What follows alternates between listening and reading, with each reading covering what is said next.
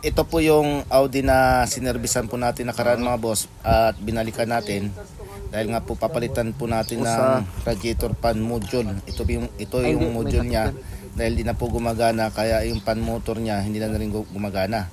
So ito mga boss, ang kanyang fan motor tinisting na namin, ayos naman, kaya ito lang pong pinaka module ang pinalitan natin. So ngayon mga boss, ikakabit na natin ang kanyang fan motor at ang module para ma-testing po na natin kung okay yung module na ikakabit natin. So ikakabit na po natin mga boss ang kanyang fan motor. Dati ito mga boss, nag-overheat ito dahil nga po yun nga, hindi po gumagana ang kanyang fan motor.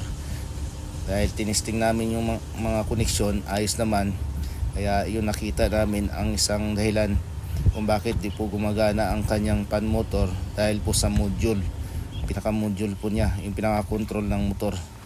So ayun, medyo mahirap po ikabit ito dahil pati bumper, yung buong harapan kailangan alisin para matanggal lang po ang kanyang radiator fan motor.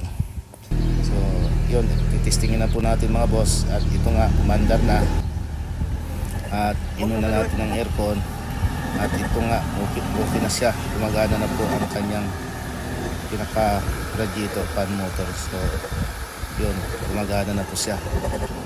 Yun nga, isa po sa dahilan yung kanyang module dati kaya hindi gumagana ang kanyang fan motor dahil sira na po. Okay na. So okay na ito mga boss, gumagana na ang kanyang fan motor.